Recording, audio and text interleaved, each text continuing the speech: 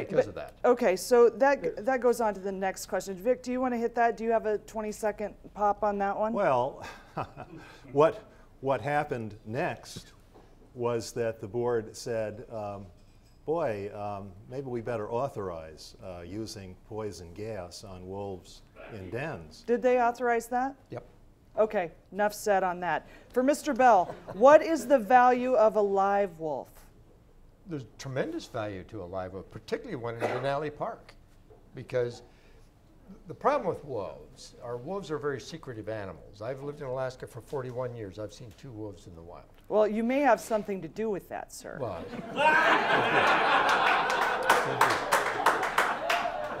but that was before all of this intensive management, too. But anyway, so they're not a real good animal for viewing because they hide. Well, but in Denali Park, they don't. I have a picture of a wolf in Denali Park right on the center line. My girlfriend took it, actually, and gave me a copy. And he's going to the bathroom on the yellow line right by the bus as though he had something to say about that. That wolf has tremendous value. That wolf has been shot 1,000,000 times with a camera. That's right. And a lot of other wolves could be as well, and bears, we've talked about that. That's why I think we need to protect those wolves. So there's a question. Al Barrett, who's been appointed and is going to be confirmed or not confirmed next week, from Fairbanks, owns a trap company, owns a tannery to replace you. He's no Bob Bell, and he's not from Anchorage. Now there'll be nobody on the Board of Game from the Anchorage area. He was the deciding vote to get rid of the buffer zones around Denali Park. How would you have voted, sir? And I'll remind you, I'm armed and dangerous. How would you have voted on that? Well, I would not have voted to expand the buffer zone, but I absolutely would not have voted to eliminate the one that was there. I think this is a perfect example of how Governor Parnell is in the most radical camp and how he's unwilling to address the needs and concerns of the constituents of this state. There's a lot of people in this state that rely on viewing wildlife. And of the 500 known packs in this state, we wanted to protect 2 or 3 for one of the second largest industry in this state. And Governor Parnell responds with an Al Barrett on the Board of Game. It's unbelievable. Let me give you another example, is where the Board of Game reacts to this sort of thing. I don't know if you're all familiar with Wolverine Creek, but Wolverine Creek is over at Big River Lakes. Aren't you Bob Wolverine Bell or something? Yes, Wolverine Bob. Yes. But anyway. Yes, because those packs of wild wolverines were just pouring in. They were, and we thinned them out, and it was good. But if you want to get back to that one, I'm willing to. But the point I was going to make is Wolverine Creek flows into Big River Lake, and all the red salmon come there to go up the creek. And it's a perfect place for the bears because it's an easy picking for them. Because they're bears, and that's what they do well. But anyway, a whole bunch of companies now have gone to bear viewing there, right? And it's a big industry. So they came to the board and said, because what happened was some guy went over there and shot a bear while the people were viewing them, and it didn't go over well. And so they came to us and said, can we close the season for bears at Wolverine Creek while everybody's there viewing them? And we did. So those animals are far more valuable as viewing than they were for somebody to pay to come up and hunt them. Same thing's true of Denali wolves. So you got to look at critters and say, where's their value?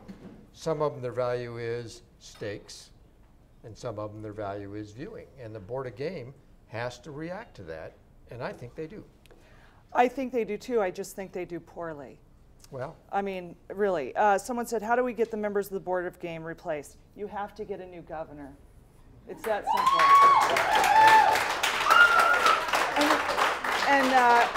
And you have to make this an election question, and you have to, put them on the record for it. Ask them who they would, if the war on science is something that they're willing to fight. We as a people cannot allow our fish and game to be hijacked. The scientific management of our fish and wildlife resources is the fundamental foundation of who we are as a people. And right now, the Parnell administration is appointing unqualified individuals into the ADF&G. Would you want to remark on if you think Al Barrett's qualified or not for this job? You've done this job. You know, Your silence has spoken. All right. Next question. Sean Parnell's war against the federal government, disaster for Alaska or disaster for Parnell? both. Both. Okay. Do you feel aerial hunting was approved the third time through devious means? Oh, the ban, the ballot initiative that came up. It was taken apart. I know people that are here in this room voted the wrong way on it because the wording on the ballot, and we were up against $400,000 worth of propaganda. 3 times the issue was on the ballot.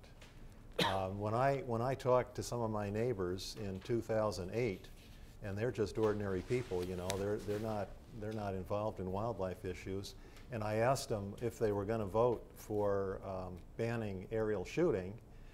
They said, "What? We already did that. It's already banned."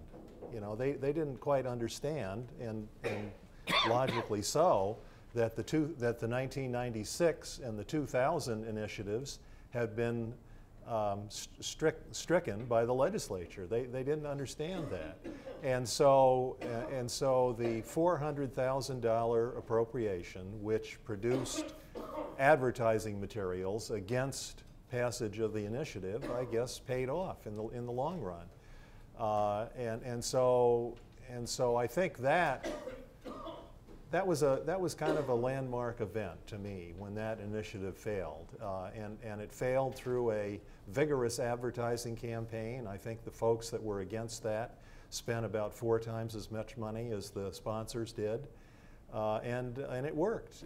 It went down in flames. And I'll add that $400,000 education campaign went on the road to communities around the state. And if you're going to educate the state, the residents, about predator control, wouldn't you send your ADF&G staff along, a biologist, a scientist, to educate the residents of the state? Who did they choose? They chose Board of Game members, pro-predator control ideologists who were appointed to those positions by a governor who believed in pro-predator control. That's who the state sent on the road to educate us, not the scientific community. Well, that's not true either. The fact is that the brochures that were created for this were all created by the staff at Fish and Game, explaining what intensive management and predator control was. Right. I mean, I and basically read it. the Board of Game handed them out. Well, and they did take questions. I did see those. The latest twist, of course, is now we're going to spend $100,000 to produce a pro-predator control video, and it was hilarious. It's a snuff film. It was hilarious to read the press release by the Department of Fish and Game, which said, well, we don't know who the audience is going to be for this, and we don't know who's going to be influenced by this, but we're going to go ahead and do it anyway. The people that want to start boycotts. And they're sure not going to let a third-party scientific entity do that. They're going to do it in-house so that they control the message coming out. It's not going to be an independent picture of predator control. We don't have any transparency of predator control. They don't show us pictures. They don't tell us how much it cost. There's no transparency in predator control, and there won't be any transparency in that video. We're almost at the end here. I want to thank you guys. I'm going to answer this last question, which was, where has predator control failed in Alaska? Do you think the Board of Game is fair and balanced? If you're asking that in a Fox News sort of way, yes, I do. There's that. I think we're going to have some more time just to do an overtime, and our board has said they'd stay for a few more questions. So you'll have to go online and check us out over at shannonmoore.com. We'll have an overtime with some more questions. And we'll be back next week.